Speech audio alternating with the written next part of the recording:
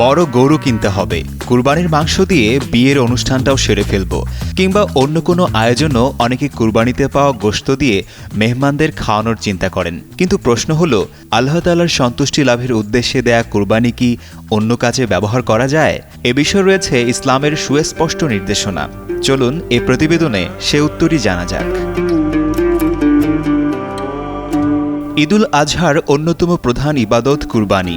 এটি নিছক কোনো সামাজিক রীতি নয়, বরং মহান আল্লাহ তাআলার সন্তুষ্টি লাভের উদ্দেশ্যে এক অনন্য আত্মত্যাগের প্রতীক।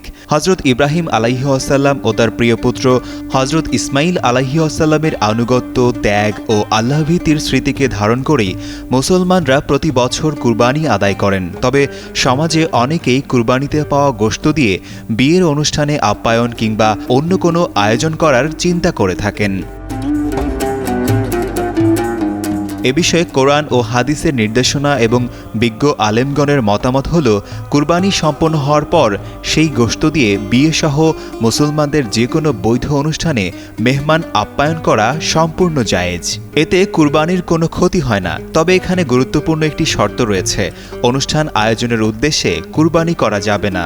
অর্থাৎ যদি কেউ আল্লাহ তাআলার সন্তুষ্টির পরিবর্তে বিয়ে, ভোজ বা সামাজিক মর্যাদা প্রদর্শনের নিয়তে কুরবানি করে, তাহলে সেই কুরবানি শরীয়তের দৃষ্টিতে গ্রহণযোগ্য হবে না। মহান আল্লাহ তাআলা পবিত্র কুরআনে বলেন, আল্লাহর কাছে পৌঁছে না কুরবানির পশুর গোশত কিংবা রক্ত, বরং পৌঁছে তোমাদের তাকওয়া। এই আয়াত স্পষ্ট করে দেয়, কুরবানির মূল বিষয় হল আন্তরিকতা, তাকওয়া ও আল্লাহর সন্তুষ্টি। আল্লাহর সন্তুষ্টির জন্য কুরবানি করা পশুর গোশত নিজে খাওয়া যেমন বৈধ, তেমনি আত্মীয় স্বজন, প্রতিবেশী, বন্ধু বান্ধব কিংবা মেহমানদের দাওয়াত করেও খাওয়ানো যাবে। পবিত্র কুরআনে আল্লাহ তাআলা বলেন, তোমরা তা থেকে খাও এবং অভাবগ্রস্ত দরিদ্রদেরও খাওয়াও। এই আয়াত থেকে বোঝা যায়, কুরবানির গোশত শুধু নিজের জন্য নয়, বরং অন্যকে খাওয়ানো ও সমাজে আনন্দ ছড়িয়ে দেওয়াও একটি গুরুত্বপূর্ণ দিক।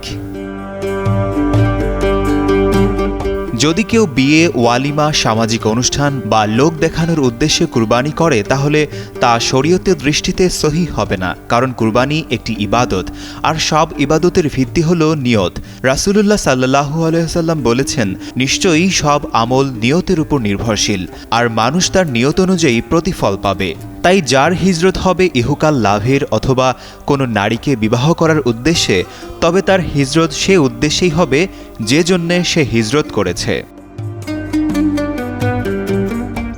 কুরবানির গোশত দিয়ে বিয়ে, ওয়ালিমা কিংবা যে কোনো বৈধ অনুষ্ঠানে মেহমানদারি করা জায়েজ, কিন্তু অনুষ্ঠানকে কেন্দ্র করে বা লোক দেখানোর উদ্দেশ্যে কুরবানি করা বৈধ নয়। কুরবানির প্রকৃত সৌন্দর্য তখনই ফুটে ওঠে যখন এর মাধ্যমে গরিব, অসহায় মানুষের মুখে হাসি ফোটে, আত্মীয়তার বন্ধন দৃঢ় হয় এবং মানুষের অন্তরে আল্লাহভীতি বৃদ্ধি পায়। আশিকুর রহমান, যুগান্তর নিউজ।